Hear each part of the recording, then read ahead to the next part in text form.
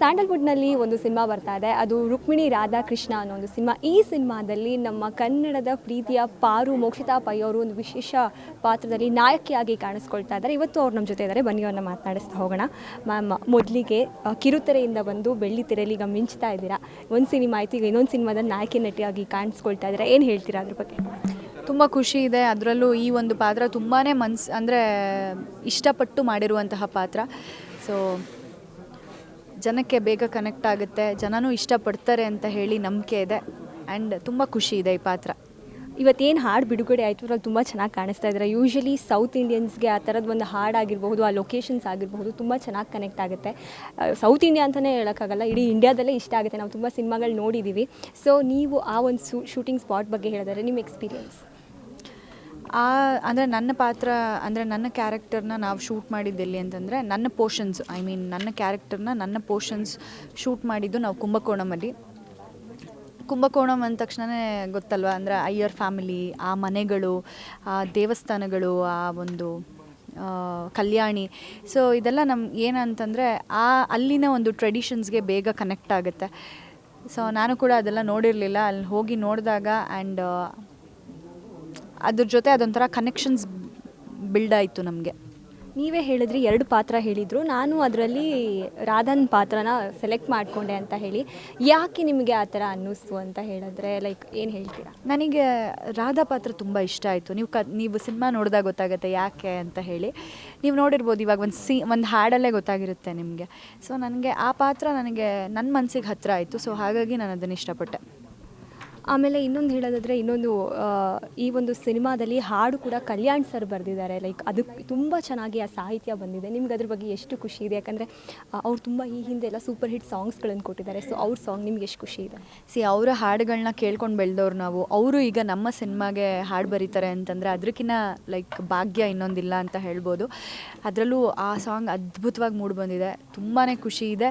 And ಅದರಲ್ಲಿ ಅದು ಅವ್ರು ಬರೆದಿರುವಂತಹ ಹಾಡು, ಅದಕ್ಕೆ ನನ್ನ ಒಂದು ವಿಜುವಲ್ಸ್ ಇದೆ ಅಂತ ಹೇಳಿ ಅದೊಂದು ಖುಷಿನೂ ಇದೆ, ಹೆಮ್ಮೆನೂ ಇದೆ. ಮೇಡಮ್, ನಿಮ್ಗೆ ಈ ಪಾತ್ರ ಸಿಕ್ಕಿದ್ದು ಹೇಗೆ? ಆಮೇಲೆ ಹೀರೋ ಸರ್ ಬಗ್ಗೆ ಹೇಳೋದಾದರೆ ಏನು ಹೇಳ್ತೀರಾ? ಈ ಪಾತ್ರ ನನಗೆ ನನ್ನ ಪಾರುಲ್ ನೋಡಿನೇ ಅವ್ರು ಅಪ್ರೋಚ್ ಮಾಡಿದ್ದು. ಸೊ ನಮ್ಮ ಹೀರೋರ ಅಮ್ಮ ಈ ಥರ ಹಿಂಗೆ ಹುಡುಕ್ತಾ ಇದ್ದೀವಿ ಅಂತ ಹೇಳಿದಾಗ ಅವ್ರು ನನ್ನನ್ನು ಸಜೆಸ್ಟ್ ಮಾಡಿ ಅವ್ರು ನಮ್ಮ ಮನೆಗೆ ಬಂದು ಮಾತಾಡಿ ಆಮೇಲೆ ಕತೆ ಕೇಳಿ ನನಗಿಷ್ಟ ಆಗಿ ಈ ಪಾತ್ರ ಒಪ್ಕೊಂಡಿದ್ದು. ಇದ್ರ ಜೊತೆಗೆ ಮತ್ತೊಂದು ನಾವು ಪಾರುನ ಇನ್ನೊಂದು ಸತಿ ಜಗದ್ಧಾತ್ರಿಯಾಗಿ ನೋಡ್ತಾ ಇದ್ದೀವಿ. ಸೊ ಅದು ಆ ಪ್ರೋಮೋ ಬಿಟ್ಟಿದ್ದು, ಏನಿದು ಪ್ರೋಮೋ, ನಮ್ಮ ಕನ್ನಡದಲ್ಲಿ ಈ ಥರದ್ದೆಲ್ಲ ಪ್ರೋಮೋ ಮಾಡ್ತಿದ್ದಾರೆ ಅಂಥೇಳಿ ನಾವೇ ಕನ್ನಡಿಗರೇ ಹೆಮ್ಮೆ ಪಡ್ತಾ ಇದ್ದೀವಿ. ಲೈಕ್ ಆ ಥರ ಆ್ಯಕ್ಷನ್ ಆಗಿರ್ಬೋದು, ಆ ಮೇಕಿಂಗ್ ಆಗಿರ್ಬೋದು, ಅಷ್ಟು ಚೆನ್ನಾಗಿ ಬಂದಿದೆ. ಅದ್ರ ಬಗ್ಗೆ ಹೇಳೋದಾದರೆ ಏನು ಹೇಳ್ತೀರಾ ಮ್ಯಾಮ್? ಆ ಥರ ಪ್ರೋಮೋಗಳನ್ನ, ಅಂದರೆ ಈಗ ನೀವು ಹೇಳಿದ್ರಲ್ಲ ನಮ್ಮ ಕನ್ನಡದಲ್ಲಿ ಇಂಥ ಪ್ರೋಮೋ ಬಂದಿದೆಯಲ್ಲ ಅಂತ ಹೇಳಿ, ಹಾಗೆ ಅಂದರೆ ಆ ಥರ ಒಂದು ಪ್ರೋಮೋನ ಮಾಡಿದ್ದಾರೆ ಅಂತಂದರೆ ಅದಕ್ಕೆ ನಾವು ಖುಷಿ ಜೊತೆಗೆ ಹೆಮ್ಮೆನೂ ಪಡಬೇಕು. ಯಾಕೆ ಅಂದರೆ ಇಟ್ಸ್ ನಾಟ್ ಈಸಿ. ನೀವು ಜಗದಾತ್ರಿನ ನೋಡಿರ್ತೀರ, ಖುಷಿ ಪಟ್ಟಿರ್ತೀರ, ಬಟ್ ಅದ್ರ ಹಿಂದೆ ಎಷ್ಟು ಜನ ಕಷ್ಟಪಟ್ಟಿರ್ತಾರೆ ಅನ್ನೋದನ್ನು ನಾವು ನೋಡಿರ್ತೀವಿ.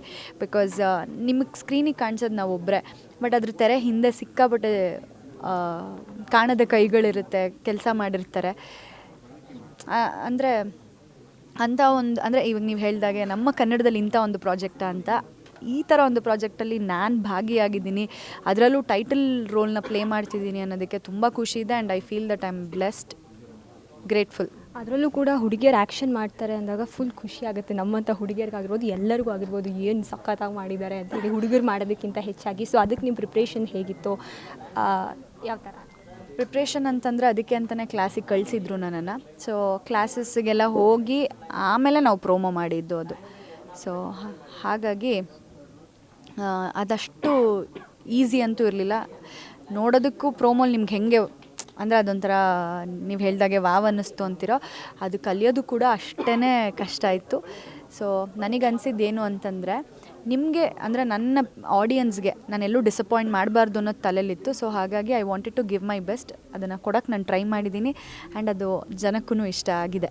ಮ್ಯಾಮ್, ಯೂಶ್ವಲಿ ಏನಂದರೆ ಸೀರಿಯಲ್ ಮಾಡ್ತಿರ್ತಾರೆ ಹೀರೋಯಿನ್ಸ್, ಸಿನಿಮಾಗೆ ಬಂದಮೇಲೆ ಮತ್ತೆ ಸೀರಿಯಲ್ಗೆ ಹೋಗೋದು ತುಂಬ ಕಡಿಮೆ, ಅಪರೂಪ. ಬಟ್ ನೀವು ಸೀರಿಯಲ್ಗೂ ಮತ್ತೆ ಹೋಗಿದ್ದೀರಾ. ಸೊ ಅದ್ರ ಬಗ್ಗೆ ಹೇಳಿದ್ರೆ, ನೀವು ಸಿನಿಮಾ ಮಾಡಿದಿರಿ, ಅದಾದಮೇಲೆ ಮತ್ತೆ ಜಗದ್ಧಾತ್ರಿ ಮಾಡಿದ್ದೀರಾ. ಸೊ ನೀವು ಹೇಗೆ ಸಿನಿಮಾಗಳಲ್ಲಿ ಹಿಂಗೆ ಬೆಳೀತಾ ಹೋದ್ರೂ ಸೀರಿಯಲ್ನು ಎರಡನ್ನೂ ಬ್ಯಾಲೆನ್ಸ್ ಮಾಡ್ತೀರಾ? ಹೇಗೆ ನಿಮಗೆ ಟೈಮ್ ಆಗುತ್ತೆ ಅಂತ. ನನಗೆ ನನಗೆ ಸಿನಿಮಾನೇ ಮಾಡಬೇಕು ಅಥವಾ ಸೀರಿಯಲ್ಲೇ ಮಾಡಬೇಕು ಆ ಥರ ಎಲ್ಲ ಏನೂ ಇಲ್ಲ. ಒಳ್ಳೆ ಪಾತ್ರಗಳು ಯಾವುದು ಬರುತ್ತೆ ಅದು ನನಗಿಷ್ಟ ಆಯಿತು ಅಂತಂದರೆ ನಾನು ಖಂಡಿತ ಬಿಡಲ್ಲ, ನಾನು ಮಾಡ್ತೀನಿ ಅಷ್ಟೇ. ಇನ್ನೊಂದು ಕಡೆ ನಾನಂತೂ ನಿಮ್ಮ ಇನ್ಸ್ಟಾಗ್ರಾಮ್ನ ಎವ್ರಿಡೇ ನೋಡ್ತಿರ್ತೀನಿ. ಅದರಲ್ಲಿ ನೀವು ಎಷ್ಟು ಚೆನ್ನಾಗಿ ಕಾಸ್ಟ್ಯೂಮ್ಸ್ ಹಾಕ್ತೀರಾ, ಎಷ್ಟು ಚೆನ್ನಾಗಿ ಕಾಣಿಸ್ಕೊಳ್ತೀರಾ, ಆಮೇಲೆ ಲೈಕ್ಸ್ ವ್ಯೂಸ್ ಅಂತೂ ಸಿಕ್ಕಾಪಟ್ಟೆ ಹೋಗಿರುತ್ತೆ. ಸೊ ಅದ್ರ ಬಗ್ಗೆ ಹೇಳಿದ್ರೆ ನಿಮ್ಮ ಒಂದು ಡ್ರೆಸ್ಸಿಂಗ್ ಸೆನ್ಸ್ ಆಗಿರ್ಬೋದು, ನೀವು ರೆಡಿ ಆಗೋ ಶೈಲಿ ಆಗಿರ್ಬೋದು, ಅದು ನಿಮ್ಮದೇನಾ ಅಥವಾ ಬೇರೆಯವ್ರದ್ದು ಯಾವ್ದಾದ್ರು ಇನ್ಪುಟ್ಸ್ ತೊಗೋತೀರಾ ಅಂತ? ಲೈಕ್ ನನ್ನ ಔಟ್ಫಿಟ್ಸ್ ಆಗ್ಬೋದು ಅಥವಾ ನನ್ನ ಮೇಕ್ ಓವರ್ ಆಗ್ಬೋದು, ಅದಷ್ಟು ಡಿಸೈಡ್ ಮಾಡೋದು ನಾನೇ. ನಾನು ಏನು ಡಿಸೈಡ್ ಮಾಡ್ತೀನಿ ಅದನ್ನು ಎಕ್ಸಿಕ್ಯೂಟ್ ಮಾಡೋರು ಬೇರೆಯವರು, ಬಟ್ ಡಿಸಿಷನ್ ನಂದಾಗಿರುತ್ತೆ. ನೀವು ಹೇಳಿದ್ರಿ ಈ ಒಂದು ಸಿನಿಮಾದಲ್ಲಿ ನಾನು ಅಯ್ಯರ್ ಪಾತ್ರ. ಥ್ಯಾಂಕ್ ಯು ಸೋ ಮಚ್ ನೀವು ಕಾಂಪ್ಲಿಮೆಂಟ್ ಕೊಟ್ಟಿದ್ದಕ್ಕೆ. ನಾನು ನಿಜ ಹೇಳ್ತಿದ್ದೀನಿ, ಯಾಕಂದರೆ ನಾನು ಕಂಟಿನ್ಯೂಸ್ ಅದರಲ್ಲೂ ಕೂಡ ಸೀರೆಗೆ ಅದಕ್ಕೆ ತಕ್ಕನಾಗಿರೋ ಸಾಂಗೇ ಹಾಕಿರ್ತೀರಾ, ಆ ಒಂದು ಕಾಸ್ಟ್ಯೂಮಿಗೆ ತಕ್ಕನಾಗೆ ಆ ಒಂದು ಸಾಂಗ್ ಕೂಡ ಸೆಟ್ ಮಾಡಿರ್ತೀರಾ. ಸೊ ನಂಗೆ ಅದು ಸಿಕ್ಕಾಪಟ್ಟೆ ಇಷ್ಟ. ಈ ಸಿನಿಮಾದಲ್ಲಿ ನೀವು ಹೇಳಿದ್ರಿ ಅಯ್ಯರ್ ಪಾತ್ರದ ಮನೆ ಹುಡುಗಿ ಅಂತ ಹೇಳಿ. ಸೊ ತಮಿಳು ಗೊತ್ತಾ ನಿಮಗೆ? ಹಾಂ, ಅಂದರೆ ನಾನು ತಮಿಳಲ್ಲಿ ಒಂದು ಪ್ರಾಜೆಕ್ಟ್ ಮಾಡಿದ್ದೆ. ಸೊ 8 ತಿಂಗಳು ಅಲ್ಲಿ ಇದ್ದಿದ್ದರಿಂದ ಸ್ವಲ್ಪ ಕಲ್ತಿದ್ದೀನಿ.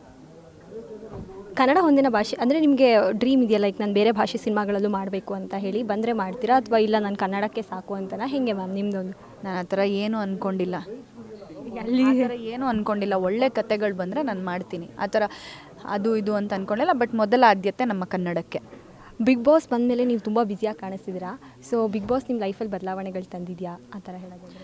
ಎಸ್, ನಾವು ಮಾಡೋ ಪ್ರತಿಯೊಂದು ಪ್ರಾಜೆಕ್ಟ್ಸೂ ನಮ್ಮ ಲೈಫಲ್ಲಿ ಬದಲಾವಣೆ ತಂದೇ ತರುತ್ತೆ. ಪಾರು ಮಾಡಿದ್ದು ಬಿಗ್ ಬಾಸಿಗೆ ಕರ್ಕೊಂಡು ಹೋಗಿತ್ತು. ಬಿಗ್ ಬಾಸಿಂದ ಆಚೆ ಬಂದಮೇಲೆ ಬೇರೆ ಬೇರೆ ಮೈಕ್ರೋ ಸೀರೀಸ್ಗಳು ಮಾಡಿದೆ, ಅದಾದಮೇಲೆ ಸಿನಿಮಾ ಮಾಡಿದೆ, ಮತ್ತು ಬ್ಯಾಕ್ ಟು ಅಂದರೆ ನೆಕ್ಸ್ಟ್ ಬ್ಯಾಕ್ ಟು ಹೌಸ್ ಅನ್ನೋ ಹಾಗೆ ಮತ್ತೆ ನಮ್ಮ ಝೀಗೆ ಹೋಗಿದ್ದೀನಿ. ಆ ಥರ ನಾವು ಮಾಡುವಂತಹ ಪ್ರತಿಯೊಂದು ಪಾತ್ರನೂ ಅಥವಾ ಪ್ರತಿಯೊಂದು ಕೆಲಸನೂ ಅದು ನಮ್ಮನ್ನು ನೆಕ್ಸ್ಟ್ ಹಂತಕ್ಕೆ ಕರ್ಕೊಂಡು ಹೋಗುತ್ತೆ. I believe in that. I believe in hard work. ಈ ಒಂದು ಸಿನಿಮಾ ಬಿಟ್ಟು ಮತ್ತೆ ಮೇಡಮ್ ನೀವು ಯಾವ್ಯಾವ ಪ್ರಾಜೆಕ್ಟ್ಸಲ್ಲಿ ಸದ್ಯಕ್ಕೆ ಏನೇನು ಎಕ್ಸ್ಪೆಕ್ಟ್ ಮಾಡ್ಬೋದು ನಿಮ್ಮನ್ನು ಈ ಒಂದು ವರ್ಷದಲ್ಲಿ, ಮುಂಬರುವ ದಿನಗಳಲ್ಲಿ ಏನೇನು? ಈಗ ಸದ್ಯಕ್ಕೆ ಜಗದಾತ್ರಿಯಲ್ಲಿ ಬ್ಯುಸಿಯಾಗಿದ್ದೀನಿ, ಈ ಸಿನಿಮಾ ಲಾಂಚಲ್ಲಿ ಬ್ಯುಸಿ ಇದ್ದೀನಿ ಅಷ್ಟೇ. ಇನ್ನೇನು ಯಾವಾಗ ಎಕ್ಸ್ಪೆಕ್ಟ್ ಮಾಡ್ಬೋದು ಮ್ಯಾಮ್ ಈ ಸಿನಿಮಾನ ಥಿಯೇಟರ್ಗೆ? ಒಂದು ನನಗದು ಗೊತ್ತಿಲ್ಲ, ಪ್ರೊಡ್ಯೂಸರ್ನೇ ಕೇಳಬೇಕು. ಯಾಕೆಂದರೆ ಎಲ್ಲ ಮುಗ್ದಿದೆ, ಒಂದು ಹಾಡು ಬಾಕಿ ಇದೆ. ಅದು ಆಗಸ್ಟ್ ಎಂಡಲ್ಲಿ ಶೂಟಿಗೆ ಹೋಗೋಣ ಅಂತ ಇದ್ದೀವಿ. ಅದಕ್ಕೆ ಫೈನಲಿ ನಮ್ಮ ವೀಕ್ಷಕರಿಗೆ ಏನು ಹೇಳ್ತೀರಾ ಮ್ಯಾಮ್ ನಿಮ್ಮ ಸಿನಿಮಾ ಬಗ್ಗೆ? ನಮ್ಮ ಸಿನಿಮಾ ರುಕ್ಮಿಣಿ ರಾಧಾಕೃಷ್ಣ ಈಗಿನ ಯೂತ್ಸ್ಗೆ ಈಗಿನ ಯೂತ್ಸ್ ಇಷ್ಟಪಡುವಂತಹ ಲವ್ ಸ್ಟೋರಿ ಇದು. ಖಂಡಿತವಾಗ್ಲೂ ನಿಮ್ಗೆ ಇದರಲ್ಲಿ ಡಿಸಪಾಯಿಂಟ್ ಆಗೋಲ್ಲ. ನಿಮ್ಗೆಲ್ರಿಗೂ ಖಂಡಿತ ಈ ಸಿನಿಮಾ ಇಷ್ಟ ಆಗೇ ಆಗುತ್ತೆ. ಇಷ್ಟು ದಿವಸ ಹೇಗೆ ಸಪೋರ್ಟ್ ಮಾಡಿದ್ರು ಅದೇ ರೀತಿ ಇನ್ನು ಮುಂದಕ್ಕೂ ಸಪೋರ್ಟ್ ಮಾಡಿ ಥಿಯೇಟರಿಗೆ ಬಂದು ನಮ್ಮ ಸಿನಿಮಾನ ನೋಡಿ ಅಂತ ಹೇಳೋಕ್ಕೆ ಇಷ್ಟಪಡ್ತೀನಿ. ಈಗ ನಮ್ಮ ಸಿನಿಮಾದ ಹಾಡುಗಳು ಲಾಂಚ್ ಆಗ್ತಾಯಿದೆ, ಅಂದರೆ 2 ಹಾಡುಗಳು ರಿಲೀಸ್ ಆಗಿದೆ.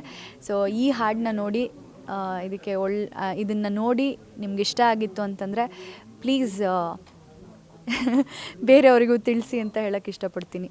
Thank you so much ma'am, ಇಷ್ಟೊತ್ತು ನಮ್ಮ ಜೊತೆ ಮಾತಾಡಿ ನಿಮ್ಮ ಸಿನಿಮಾ ಬಗ್ಗೆ ಹೇಳಿದ್ದಕ್ಕೆ thank you so much. All the best. ನೋಡಿದ್ರಲ್ಲ, ಇದಿಷ್ಟು ಮೋಕ್ಷಿತಾ ಅವರ ಮಾತಾಗಿತ್ತು. ಇನ್ನೇನು ಕೆಲವೇ ದಿನಗಳಲ್ಲಿ ರುಕ್ಮಿಣಿ ರಾಧಾಕೃಷ್ಣ ಅನ್ನೋ ಒಂದು ಸಿನಿಮಾ ಬರ್ತಾ ಇದೆ, ಎಲ್ಲರೂ ಹೋಗಿ ಸಪೋರ್ಟ್ ಮಾಡಿ ಅಂತ ಹೇಳ್ತಾ ಕ್ಯಾಮ್ರಾ ಪರ್ಸನ್ ಲಕ್ಷ್ಮಣ್ ಜೊತೆ ರಚನಾ, ಫ್ರೀಡಮ್ ಟಿವಿ.